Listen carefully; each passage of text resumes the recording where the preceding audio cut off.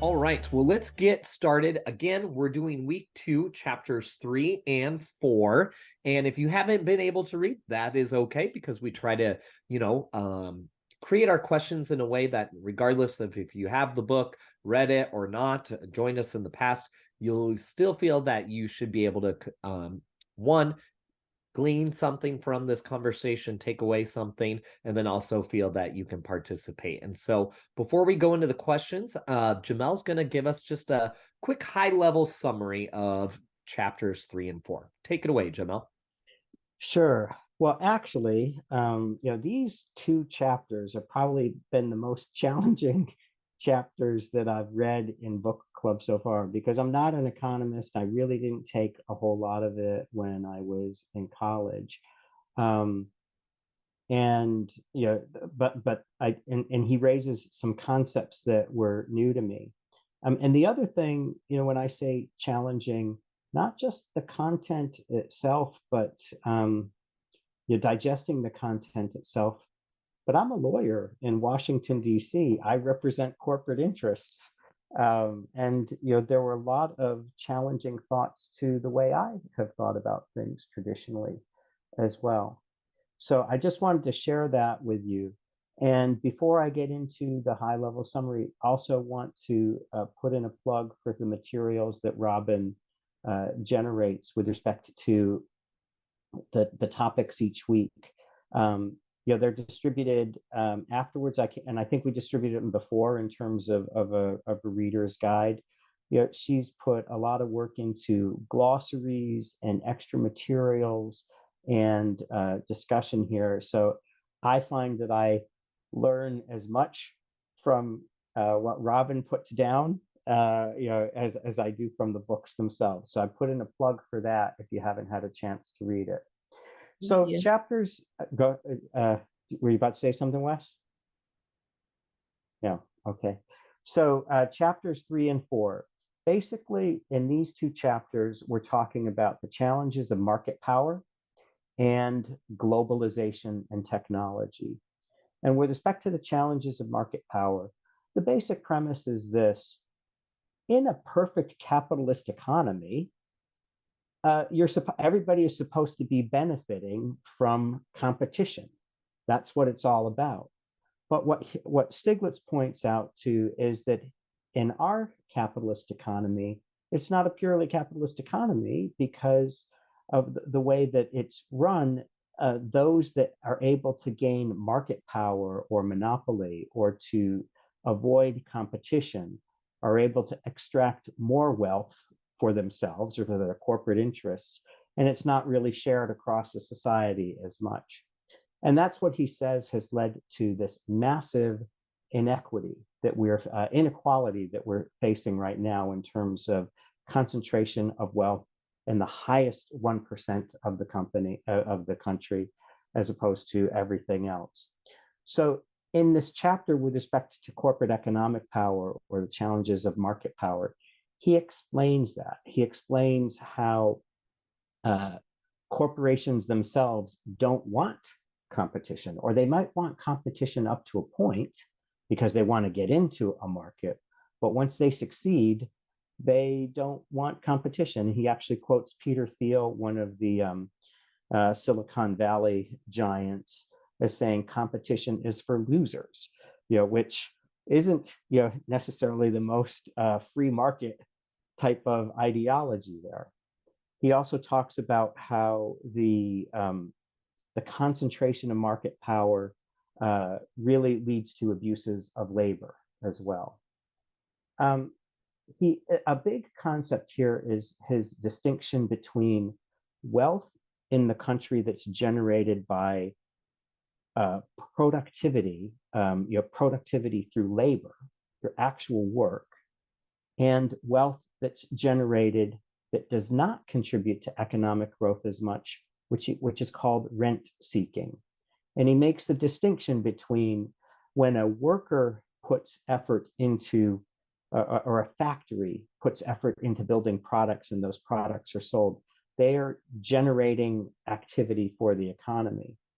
When a landlord, or a financier somebody who's not actually creating anything, but is just generating wealth from ownership itself. That's the concept of rent seeking. And if you get into the chapter, he talks about some of the calculus between rent seeking wealth and other productivity.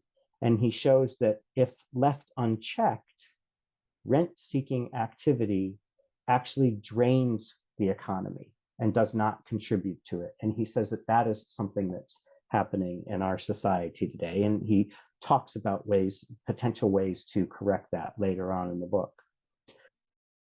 Talk about globalization and technology. And in part, he focuses on this because in addition to market power potentially weakening our economy, he says that there's a lot of focus on how workers or individuals are impacted by globalization itself. Basically, globalization involves a certain amount of competition where if there are less expensive labor markets out there, jobs can go to those labor markets. And a lot of people are impacted by that. He definitely notes that there is an impact there. And he discusses how different people have tried to approach it, some of whom try to use it as a political catalyst to drive a wedge between domestic workers and what they would argue is foreign workers or competition. They use it as a political wedge. He's not necessarily against globalization, but he thinks that it has not been managed well. And to a certain extent, because of heavy corporate influence and trade agreements, we have globalization without some of the protections that we would need. And he also discusses technological development, because sometimes people say it's not globalization that's really affecting our workforce, it's our increase of technology and the need for fewer workers. He says that's kind of a red herring there. Both globalization and technology are things that impact our workforce and our economy. And they both need, we need to have a plan to transition to a more globalized world and a more technology savvy world. It's not like you necessarily have to stop those things or you have to fight against them, but you do have to manage them, and you have to anticipate some of the downsides, and you have to figure out how the government itself needs to invest to manage these changes for the benefit of everybody. So that is kind of it in a nutshell. I'm going to let Wes or Robin jump in if there was anything else that they thought I should include in there, and just because I've been talking a lot before we get into the questions. Nope. Thank you for that summary. Okay. Yeah, All great. right. And I think let's go. And I know someone said in the chat, like, oh, sometimes these questions were hard. I agree. Sometimes I'm like Robin and Jamel, over my head, but the resources and the summaries really do help. And once I hear someone else speak, that kind of helps me, start processing. So look forward to hearing what you all have to share. All right, Jamel, I believe, is kicking us off with question number 2. So take it away, Jamel. Question number 2. Why Question 1. We haven't even started. Yeah, here we go. Question 1. All right. And I think it was Annette who somebody mentioned something about the questions being difficult. Yeah, just keep in mind the questions are jumping off points. The questions are so that we can have discussion of other things that you think of with respect to this book, or other things that come up in discussions as well. So don't be afraid to participate, even if it's a little bit off topic from the question. And there are really no answers to these questions. They're just for discussion purposes. So I'm going to give the context to question 1. So in chapter 3, Stiglitz focuses on how our pie of national wealth is divided. And he notes the distinction, as I mentioned before, between wealth that's created through work and wealth that's created through rents, or this something rent-seeking activity. And he says that in a perfect market economy, when workers work more, they would increase the size of the national wealth pie and should thereby increase their own wealth. But because our economy has allowed and encouraged talented individuals to earn wealth through rent seeking, we end up having less equitable distribution. Now, he is not a fan of the financial sector. I will tell you that. That comes out throughout the book. Those are some of the people who I represent. And the financial sector he views as being a big example of rent seeking. He says we end up having a smaller pie to actually share because more people are attracted to generating wealth through rent seeking than actually producing new goods and making new innovations. So the question that we wanted to discuss was, what are some examples of work? What are some examples of wealth through work versus wealth through rent seeking? And are the distinctions always that clear? And for my benefit, I'd like to hear where other people feel the financial sector fits in with respect to this.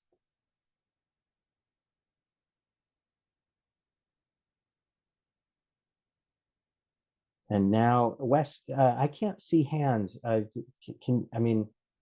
do we? Yeah, I can call them, folks.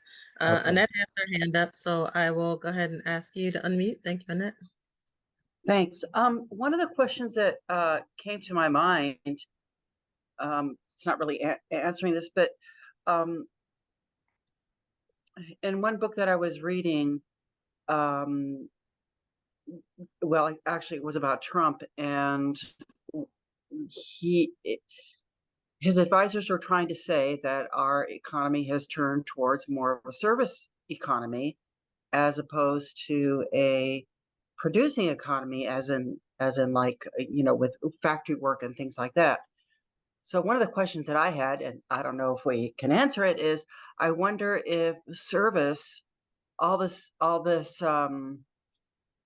service stuff is a type of rent. I mean, it certainly doesn't produce wealth, because most people who are providing services do not, they're gig workers and they're not making a lot of money. So that's kind of one of my, and I had a lot of trouble when he was talking about rents. I was having trouble understanding, but so I'm just wondering, would service economy be kind of an example of that? I don't know. I'm just posing that. Annette, I am so glad that you posed that, because I guess that's something that I was thinking as well. And on the one hand, I'm hoping other people jump into this as well. On the one hand, a service economy, people are creating, things, like a chef is a chef, or restaurants, or travel. They are creating. That's a type of service that is creating things. The financial sector, I think that they create things as well. They create some the concept of liquidity or loans or things like that. But they are clearly they are clearly adding on to some other activity, which may be closer to that rent seeking than something like the hospitality industry or the entertainment industry. But do other folks have some examples? Because I think, and that is a really good point, I find it hard to distinguish these things, and that's what kind of why we were asking the question. Robin, go for it. Yeah, I think that was a great question, Annette. A lot of times I hear goods and services lumped together. So it hadn't even occurred to me before you asked that question, but I think that's a great question. I kind of would personally put it with goods, because a lot of times services are the tail end of providing a good. So kind of like what Jamel was saying, like a chef in a restaurant is preparing the food.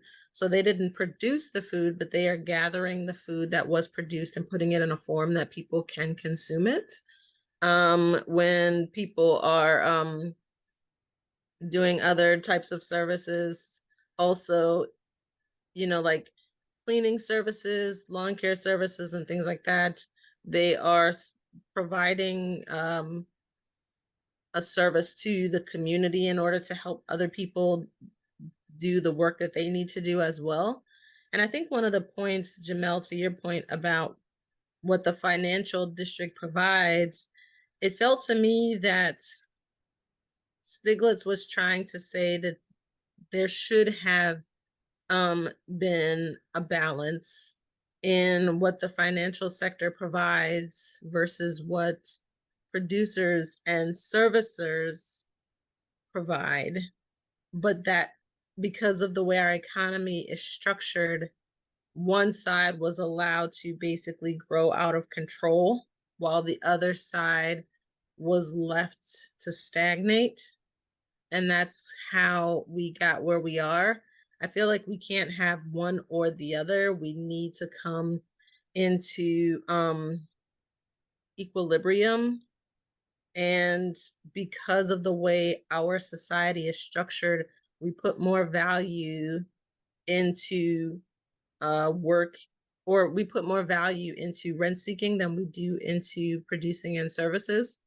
So people are drawn to that, and it's kind of created this balloon where we have an outsized financial sector and an underserviced labor sector.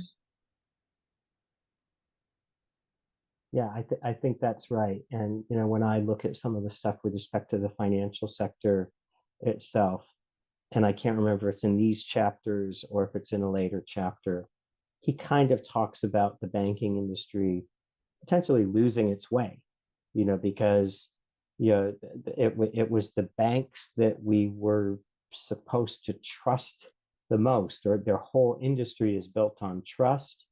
And the activity prior to the 2008 financial crisis was something in which they clearly were, there was a lot of activity that was not deserving of trust. And I think from his perspective, they've got a lot of work to do to earn that trust back.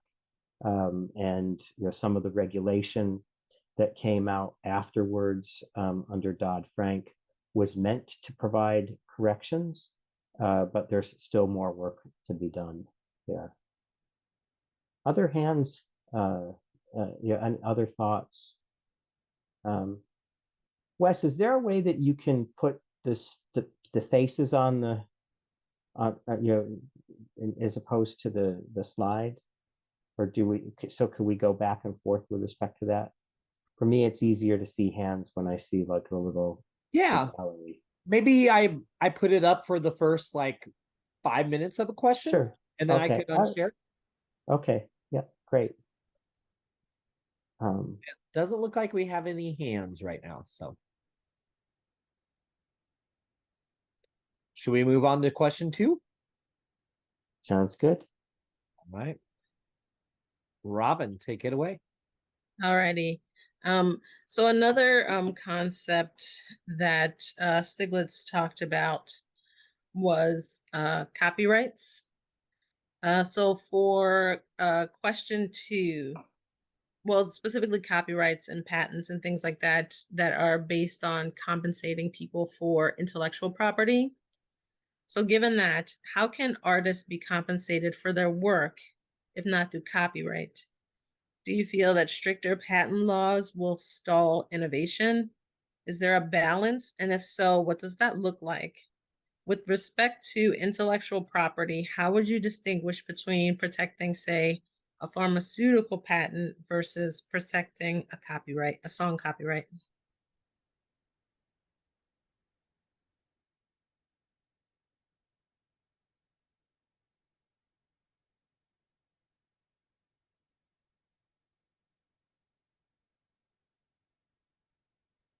And I'll throw in just a little bit, while you're thinking, just a little bit of some additional context as it relates to competition, because the protection of copyright and patents in and of itself is something that says, well, to enable somebody to actually benefit from their ideas, we need to protect them.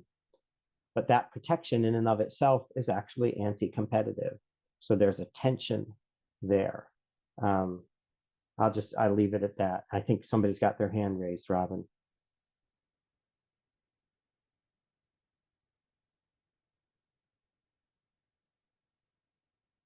Patricia. Yes, sorry about Hi. that. The screen switched on me in the middle of trying to. Big Pharma and evergreening. I can't believe the laws need to protect the public from things like that. What Big Pharma does, extending the life of a patent. Maybe they shouldn't be allowed to do that. Maybe the laws should be a little more strict so that laws are not keeping up with the criminals. I call them criminals because that's what they are. The term was evergreening, extending the life of a patent. I mean, how long should a person have a patent? For the life of the should a person have a patent for the life of the product? Should it be for a short period of time?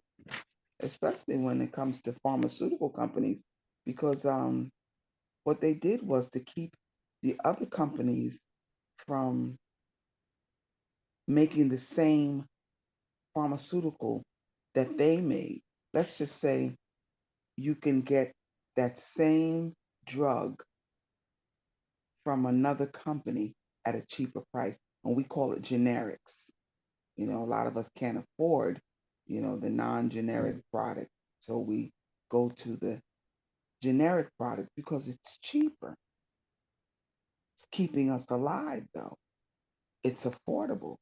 But what Big Pharma did was extend the patent so that they're the only ones. I mean, is that right? Is that capitalism? It's a thin line between that, because I mean, we live in a capitalist society, and people should have the right to earn money and become wealthy, but at the expense of the public. It makes you think, gives you. I mean, I see it both ways, but I think the people should be thought of first.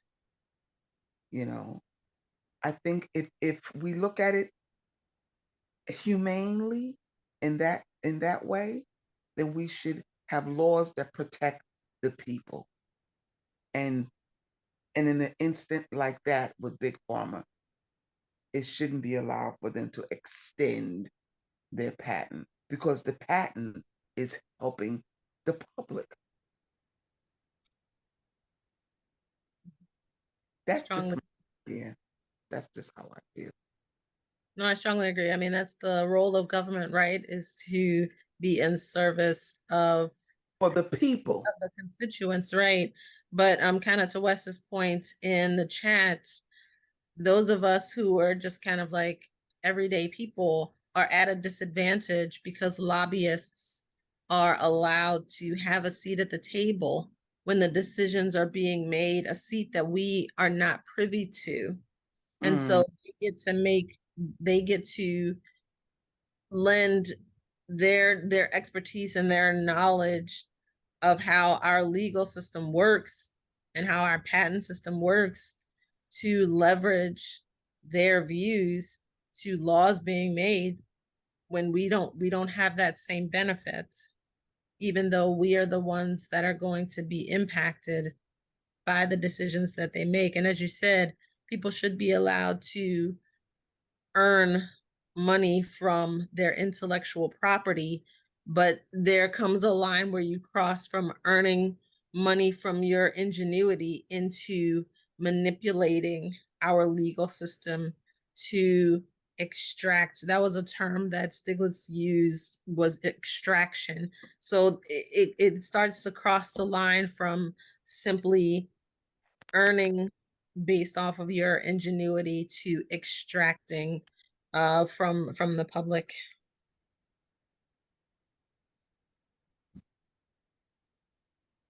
What do we do? I think that grass movement organizations, when they ask the public to give money, we really should look into, because corporate lobbyists, they have money. They have money, and a lot of us, we spend a lot we spend a lot of money on things that we think are important, but this is important too. So I guess getting the word out, letting people know, so that when someone comes in and asks them for money, they'll be more apt to give, because that's the gist of it all. It's money. It's who has the most money, right? It seems to be that that's a big part of it. Robin, I noticed that Gail had a comment in the chat in terms of separating, the intellectual property protection for art, and which arguably is different, from the intellectual property in a medicine, which might be seen as more of a public good, or maybe even at some point it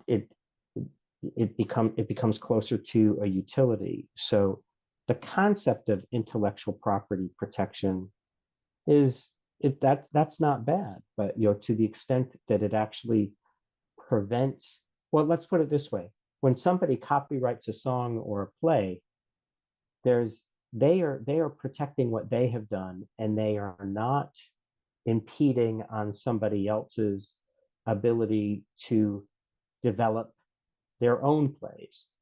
Whereas in an industry setting, it's sometimes the way these patents work, and sometimes the way the protection works. The result, and some people might say an unintended result under the law, but maybe an intended result, in terms of some of the corporate interests, is that there is not competition for them. So I think that we as a group can begin to make some of these distinctions as we're thinking about it. And Patricia, I think you're right.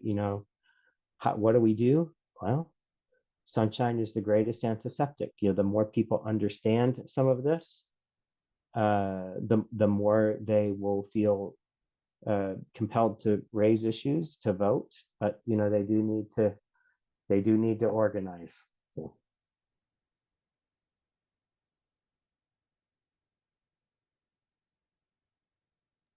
See, Annette, Robin, so I'm going to ask her to unmute. I'm wondering if the pharmaceutical company and their patents is kind of a category all of its own. I mean, there's a jillion kind of patents. I mean, there's patents in science and innovation, and that's not the same like what Patricia was talking about, where when it comes to medicine and healthcare, you've introduced a whole, you've introduced a whole new thing. I am a musician, so I'm going to tell you, you'd better have copyright, because all y'all want our stuff for free. You do. You want to go to a free movie, you want to go to a free concert. And for most of us musicians, we pay for you to come and listen to us, okay? So yeah, I'm a very strong proponent of having copyright laws to protect you know, the creativity of people who, you know, it's not just talent, people. It really is work. It really is work. So you know, so that's kind of my 2 cents about music copyright. Thank you for sharing, Annette.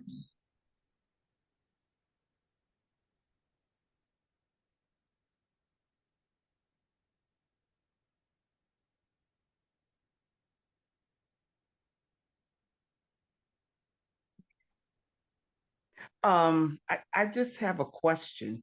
If does anybody remember the patent or copyright laws that Obama added on when he was in his administration that benefited people who wanted to get something patented? I read about it, but I don't remember exactly what it was. Does anybody remember that? Just a question that was on my So mind. I'm gonna I just did a quick Google. good. Um, the America Invents Act, turning ideas into jobs.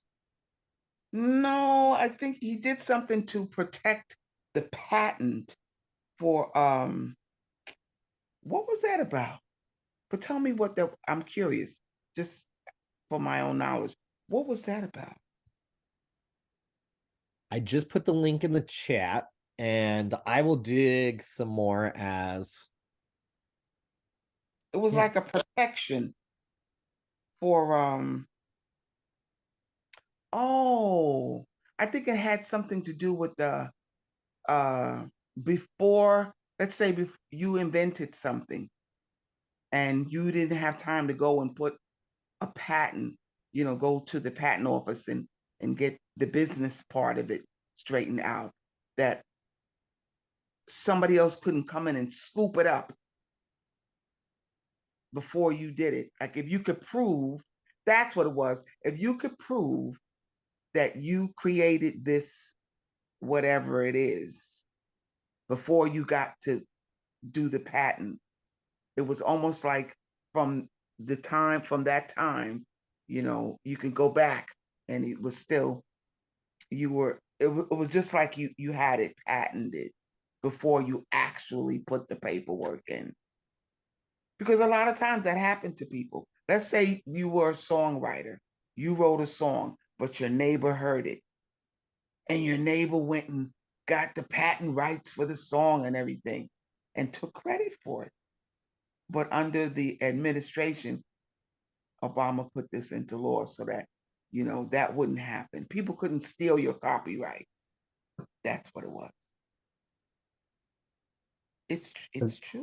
I read so about it. that And I I'm just not familiar, yeah, not familiar with it. Thank you, Patricia. But if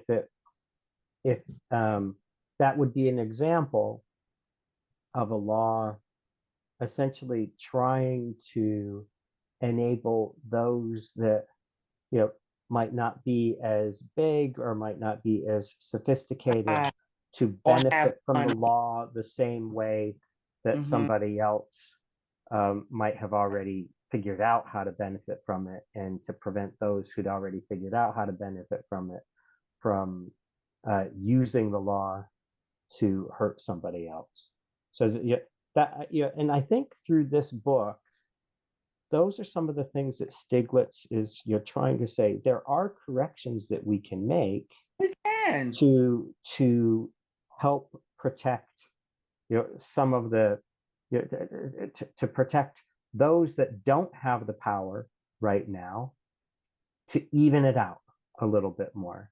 And that's why, you know, it is the book, you know, his book is actually about preserving capitalism to a certain extent, you know, humane capitalism, uh, you know, but his premise is to preserve it, you actually need more government involvement and more government intervention to help correct some of the things that the market economy does not address on its own.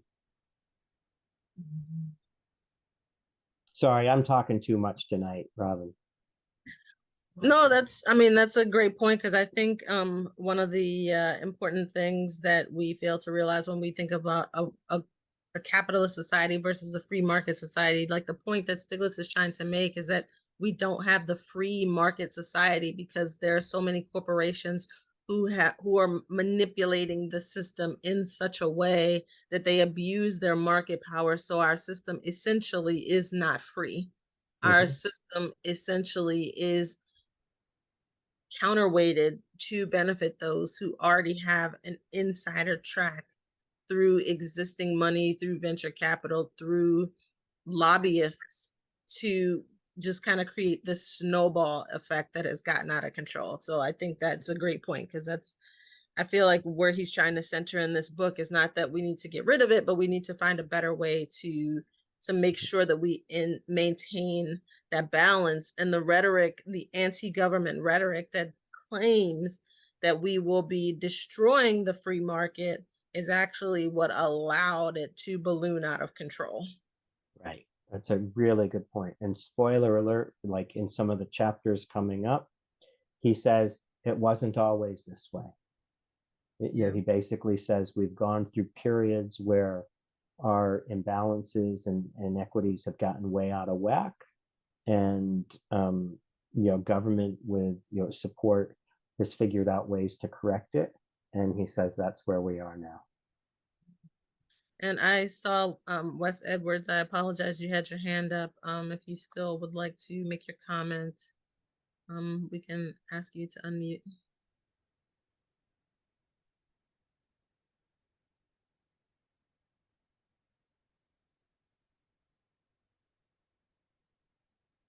No pressure or anything. If not, we can possibly move on to question 3.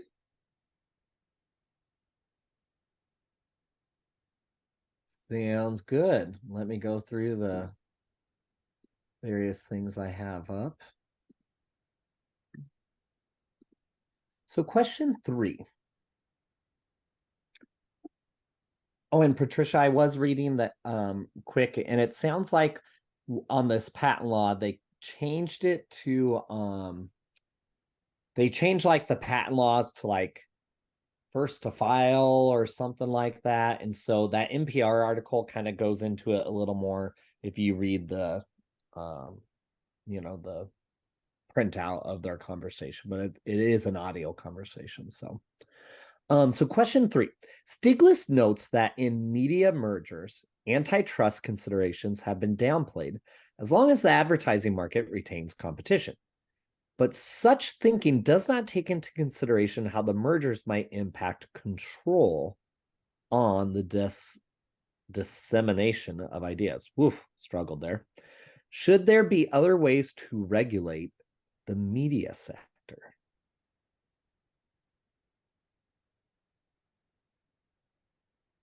And be required to tell the truth. I'd be curious too, you know, personalizing this, have you seen media merging, you know, happening in your local communities and potentially an effect on the, you know, dissemination of ideas?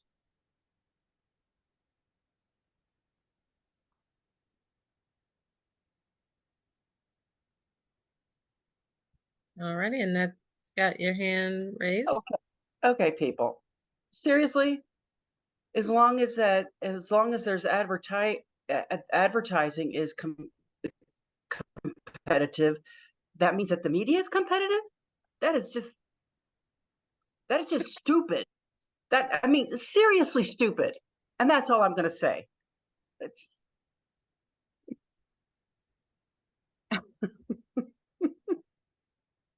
We're with you, Annette.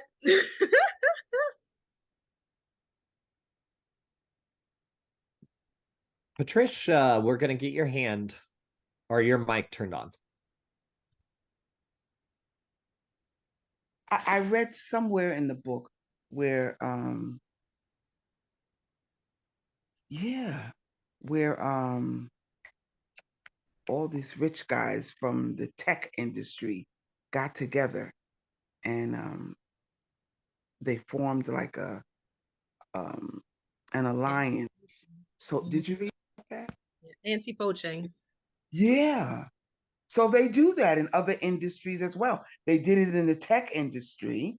So why not? The pharmaceuticals, they probably do the same thing. Sure. If you and I, okay, let's say you're an artist, I'm an artist, and we whatever we did, and Jamal's an artist, and we don't want anybody else, to come in and make any money off of this invention, whatever we did, that was great. So we're gonna get together and make sure that there's one price and nobody can undercut us and nobody can go higher. Is it the American way? Is it true capitalism to do that? Is it legal to do that? I mean, what do you think? The anti-poaching is not legal. I will add that to it should have been in the reader's guide. I forgot to add it, but there he mentioned it in the book. It's Anti-poaching. yeah, it's illegal. Mm, And yeah, there were 6 tech companies that were caught doing it, and they got illegal. um each of the employees that were part of the class action suit got about like 5 grand. Yeah. I think they settled for like 4 million, $40 million or something. It People was like got, 150 million, yeah. but I mean, is that so bad? The poaching? Is it so bad? Nobody lost their lives. Maybe people lost Well, their livelihoods. Yeah, yeah, I It, guess it is manipulating people's livelihoods, yeah. I it's mean, it's capitalism. the context is that um, the the tech industry was really hot. Everybody's growing really quickly, and so that meant that those who were skilled in those positions were very much in demand, and there was a lot of people moving around because they could find higher wages elsewhere. The companies were competing over them. That's good. The companies are competing over the labor. But to the extent that they go into a back room and they say, well, as long as we agree not to compete over the labor, we'll be able to keep the labor rates lower. And that, of course, is classic antitrust violations. And so, and they got into trouble.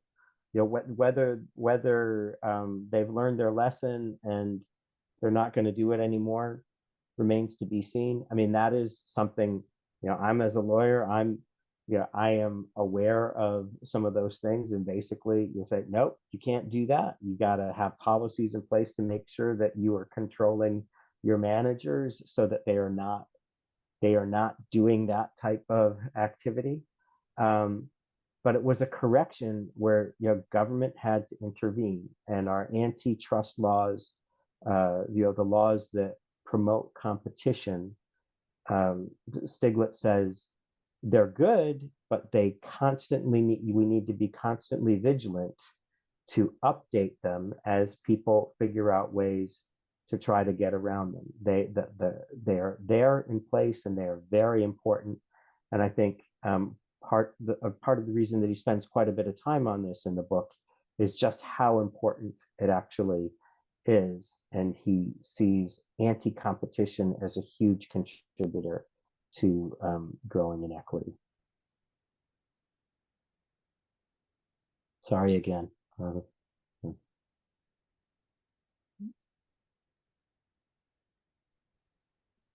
I like these thoughts. And I think there has to, if our democracy does not start considering how ideas are shared and spread, and if we don't regulate that, I worry a lot, because unfortunately people don't take the time to, and especially with AI, that's the thing that really scares me with AI, is that right now it's not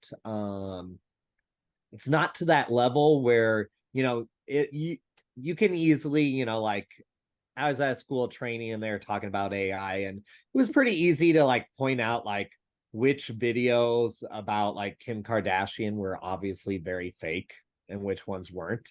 But as that technology improves, it's going to get to the level where it's going to be a lot harder.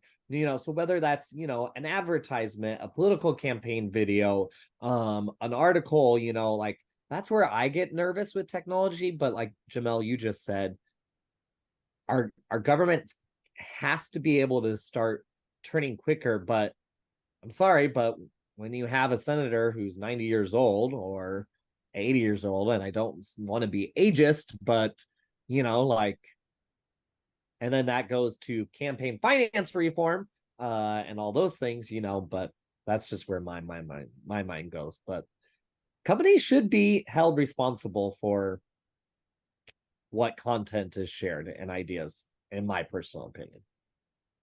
Wes Edwards. Oh, thanks. I was just thinking that on this point, that one area we might respond to that seems to be rent-seeking, sort of anti-competitive behavior, is the fact that cable and technology companies put channel selections into packages.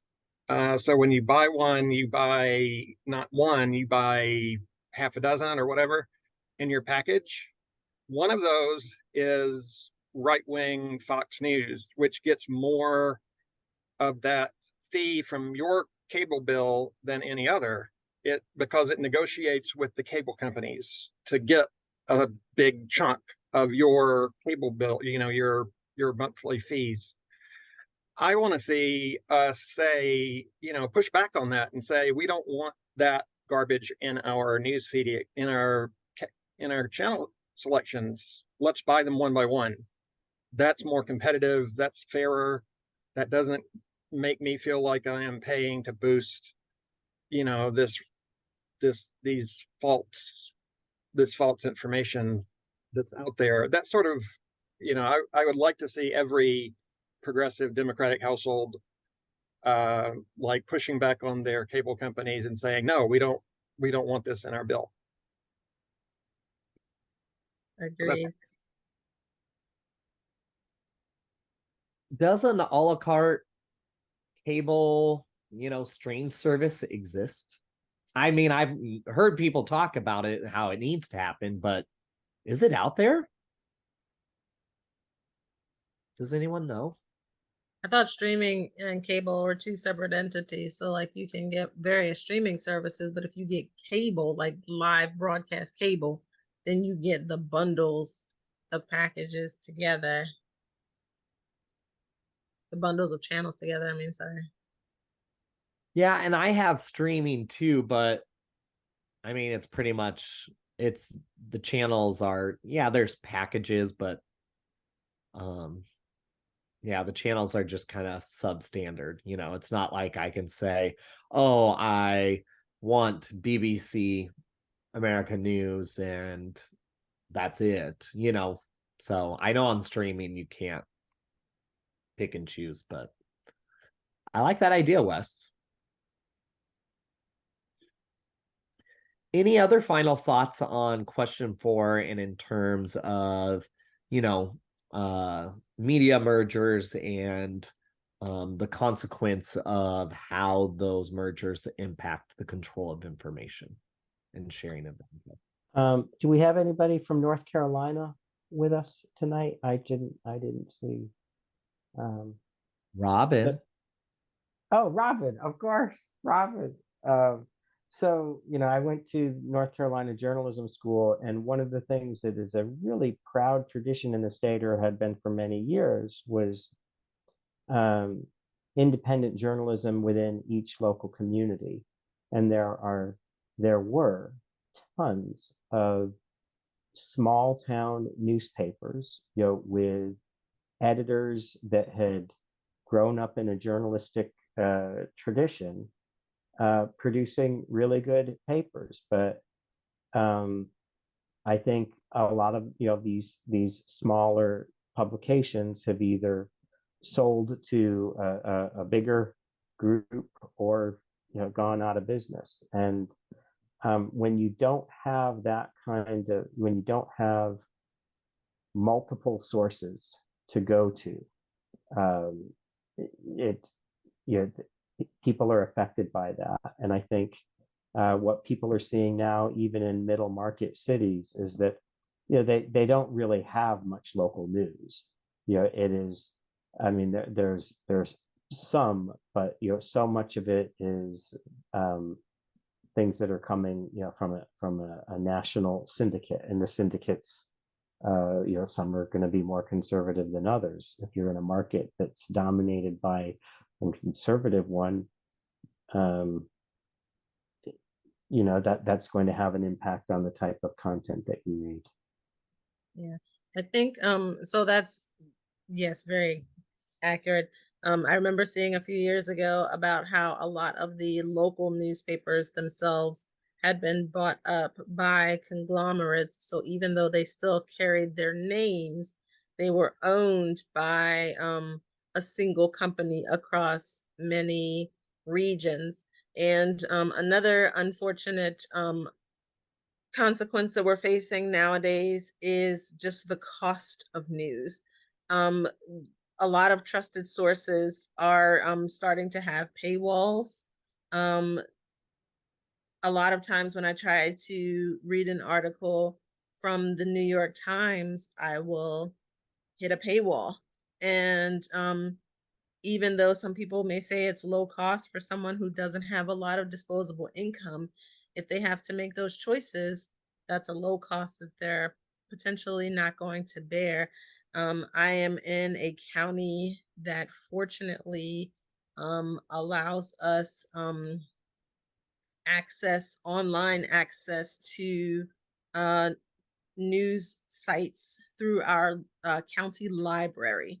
So that is an option for people. If you didn't know about it, please check your local library to see if they offer that service, because what you can do is you have to start at your library's website, and each one will look a little different, but they basically have a landing page for large journals like the New York Times, like the Wall Street Journal, and you put in your library card, and so you get a 7-day access to that, and when it expires, you just renew it.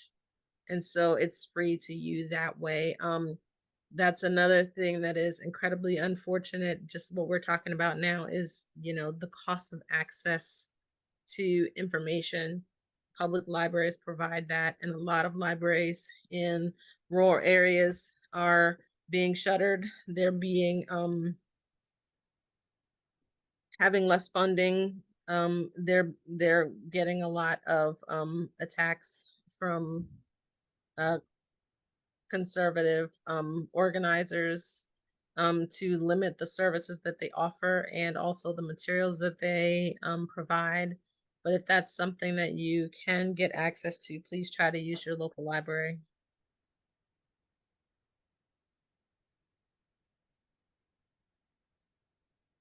Yes, great. Patricia. Something was brought to my attention the other day by a media guy, a friend of mine that's in the media. He was telling me, showed me something. He said, Pat, look at this. It was an ad, but when you looked at the ad, there was a word in it. It was subliminal messages that was sent through this ad. And I was like, wow, he said you wasn't supposed to see it, but your mind, and it said something like, didn't say it, but it could have said vote. So on the back of your mind, you're not really seeing it. It was a picture of a group of people, but inside the picture was the word, whatever it was. And I was shocked. I was like, wow, they're still doing this? I thought they, but it's done every day. Advertising, the media, they get us to do things we really don't even want to do. Were you aware of that? Um, You. And it's scary because our children are looking at this stuff. And our children are here. They might say, kill. You know what I mean? It could be anything, depending on who's doing it. I mean, I forget the name of the documentary, but I feel like there's varying degrees to it, right? There's a documentary that talks about how social media companies will choose how they put ads into your feed and when they put certain ads into your feed in order to I think it's called The Social Network. Maybe. But yeah, and there have been lawsuits about how they do those things. And of course, we know the suits that happened um maybe shortly after the 2020 election where Facebook and Twitter had to go in front of Congress and talk about how they deliberately put inflammatory ads in front of people in order to drive people to their feeds and drive ad dollars and revenue dollars.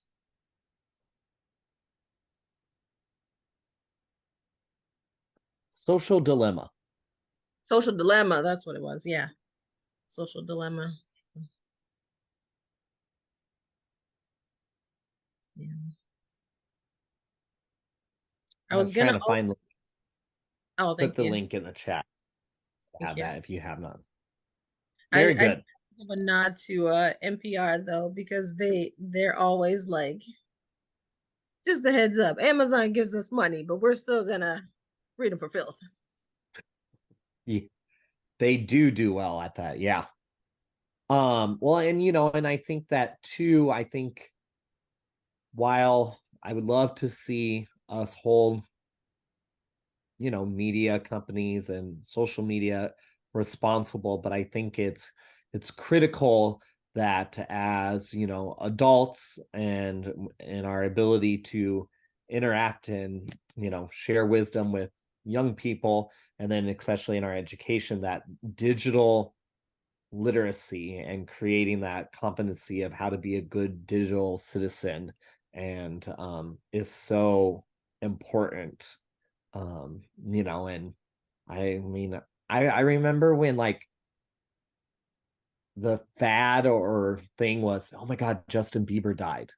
And because it was on Facebook, and so just like really teaching, folks, and it's not just young people, adults, we fall for it too.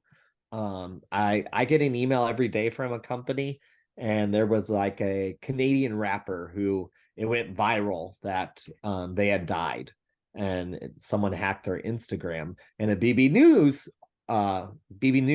reporter did not publish it, even though other entities were, and so it's just interesting. So that's where my mind also went. Yeah. I feel like people because of the monetary value attached to it, people are in a race to be first to put something out there, as opposed to actually validating that the information that they're putting out there is accurate. 100%. I just saw the time. We got about like 10-12 minutes, and we got 2 questions remaining. So I thought we should move on to question 4. Go ahead, Robin. Okay. Oops, sorry, got lost track of my thing. Okay. Do you feel that the impact of COVID and the increase in remote work has shifted the needle in terms of the balance of power between labor and corporations? Do you know of people whose job situation is better or worse as a result of these shifts? We should probably only do like 4 minutes on this one.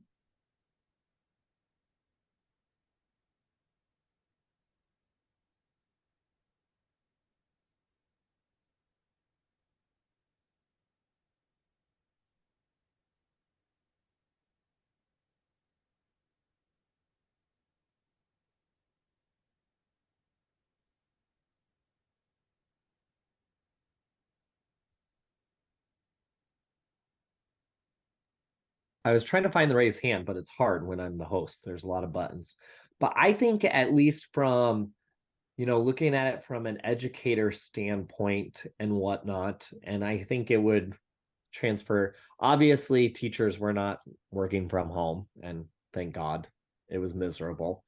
But I think that the pandemic and then life after the pandemic has shown, I do feel has put some kind of brought back some of the power to the worker.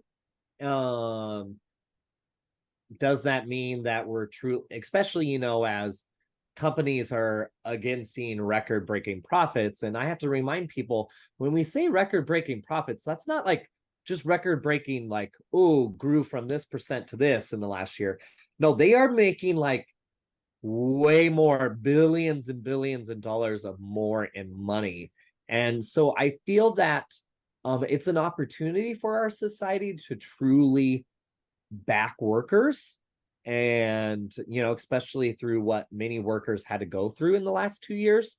But the question will be, does our society have the will to truly see that through? And I think it was a huge thing last week when you have a president literally on the picket line, with auto workers. And so I think it's there, but as progressives and Democrats, I don't know if we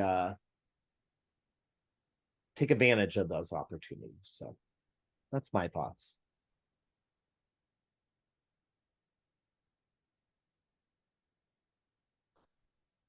I was going to say, this is because Stiglitz clearly wrote this book and it was out before COVID.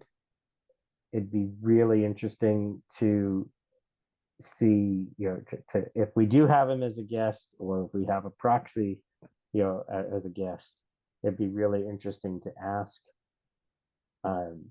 has anything changed as a result of this? Or is it, because so many other things that we have read, it's always like COVID affected this, COVID affected that.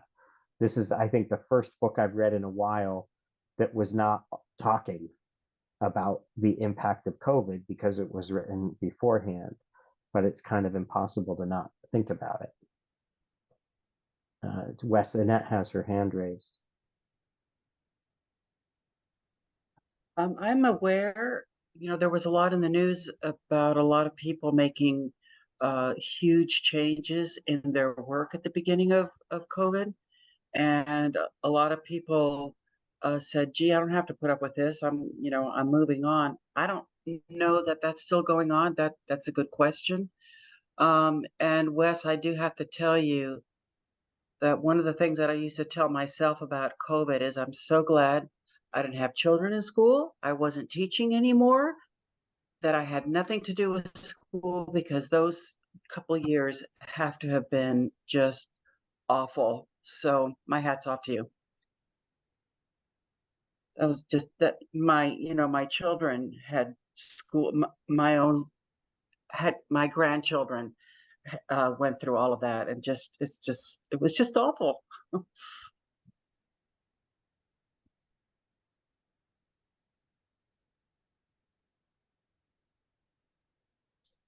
And I'll say that when I was in government, you now see many more government jobs that are posted for potential remote work, which means that people across the country who might not have had access to jobs in the government before because of their location now do.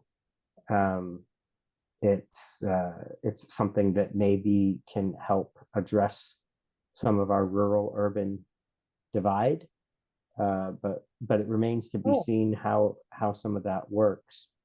And there are quite a few people who were taking advantage of high-paying jobs but living in lower cost markets, which seems to make sense. But now some of the companies are saying, well, but they look at the labor pool and they're trying to figure out how to price that correctly. So I think that there are still going to be some adjustments, but I see different areas being affected by, where I grew up in the Syracuse area. They talk about um, folks who have jobs in New York but live in Syracuse, for a much, they have good jobs, but they also are able to live in a place that's less expensive. I don't know if you see any of that in Omaha or Durham or other places.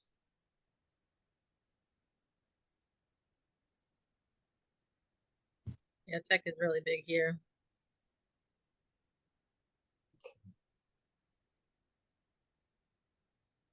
Okay. Patricia, you have your hand up. Did you have a comment? Oh, what was I gonna say? Oh, I know a lot of the companies benefited from it because they, you know, lowered their pay scale for the workers because they were working from home. A lot of people enjoyed working from home. They don't want to go back into the work environment anymore. I know a lot of people that lost their businesses during COVID. I had a friend that had he was in media, commercial business, and he lost his company. A lot of people, you know, but some people benefited. The big businesses, some of them really did benefit because I know the tech companies benefited because now everybody has to have a computer, or device in their home in order to work. So every home has a phone and a computer, and you know, so and that well, the ones that could afford it, I guess, and that was a problem for the country. Our government wanted every household to have, a laptop or a computer because it was how you made your money. The tech industry is actually going through a kind of slight bubble burst right now because of COVID and the remote work. They were flush with cash because a lot of the infrastructure costs due to maintaining work sites they no longer had. So they overinvest. At least this is according to the news stories that are covering, this I believe it. slowdown right now. They overcommitted their finances, and in order to compensate, they have had to lay off a lot of workers, and this area is being hit very hard. I personally know several people who have been affected by layoffs in the tech industry recently, and I just saw a newspaper article yesterday or the day before yesterday that Epic Games also is laying off workers in the tech industry. Mm. They're laying them off and they're hiring people to work from home.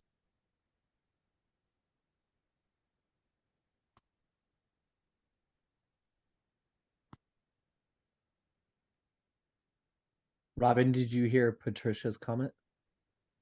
Oh, I didn't realize that was a question. I thought it was just a comment. Ow. There a lot of the companies here they just have less job openings. So they've laid people off, and a lot of them have hiring freezes.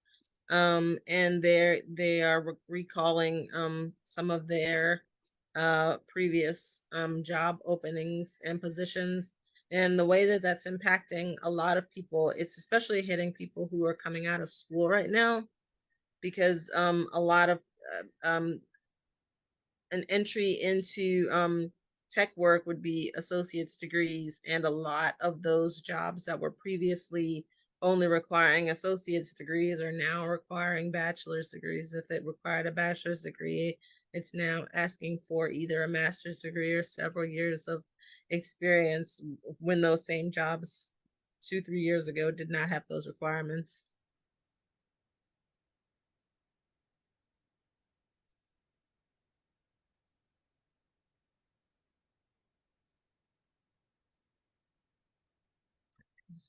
Do we want to go ahead?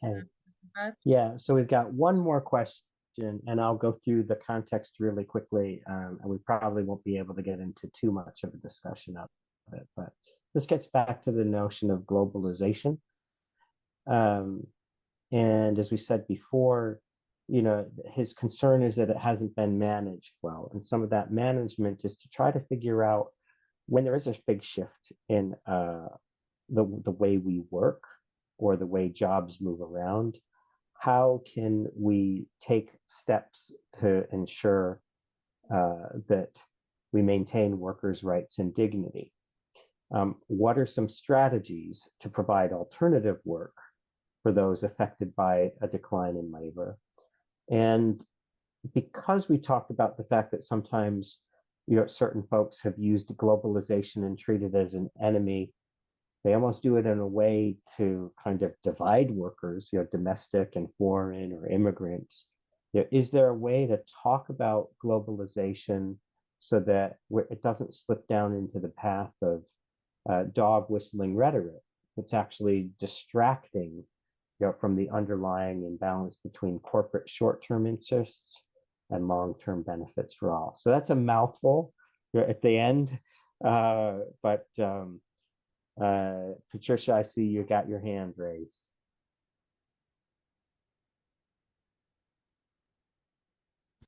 The answer is the government.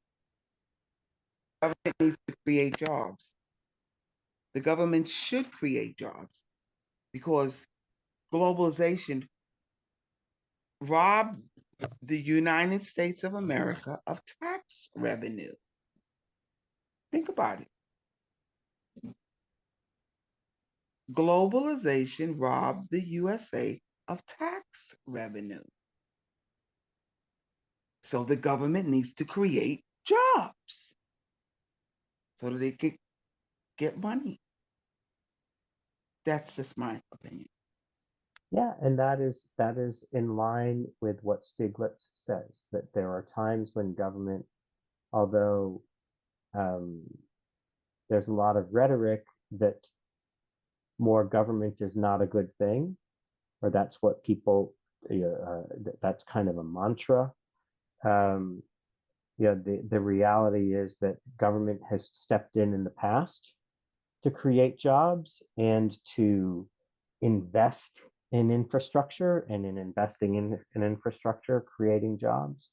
It's time for it to do some of that again, and some of these jobs may be different, but it's basically, he says, it's stuff that has to be figured out, and he's trying to push back against those who think that, well, as Robin said, in a free market, the government does nothing. And his point is, no, to keep a market free, the government has to do quite a bit. Other thoughts before we wrap it up? Annette, I see you have your hand up. What I found really interesting in this section, or disturbing, is, Patricia, you were talking about tax revenue. It is, I don't understand that an American company can go to XYZ country and then doesn't have to pay taxes to the United States. I don't understand that logic. Also, what I also found extremely interesting is that property rights are respected more overseas than they are here in the United States. That also absolutely blew me away. I would have never known that except having read this book. So it's not like I know what to do about globalization, but I do. I remember. I'm here in central Pennsylvania. I'm real close to Lancaster.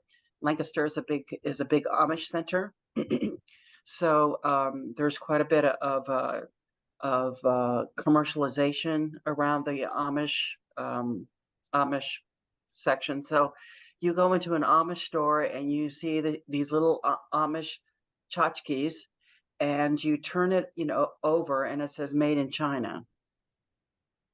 And I just think, yeah, really. And I think, Why couldn't that have been made here? And it's, it's a little Amish child made in China. So I do feel terrible that jobs were lost in the thousands and the thousands and taken overseas. I do feel terrible about that.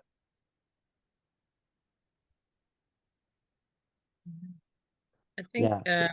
one of the things that Stiglitz states in the book is that it wasn't inevitable, or it wasn't something that we could completely stop, but the level of damage that it did to our economy could have been prevented if there was better intervention and better planning and better measures put in place to either train people for higher skilled labor jobs, and also kind of, I think one of you, either you or Patricia, mentioned about infrastructure. Like, some of the news that I've been hearing in the past couple of years is about how our infrastructure is crumbling. Like, why aren't we putting jobs into fixing roads, fixing bridges?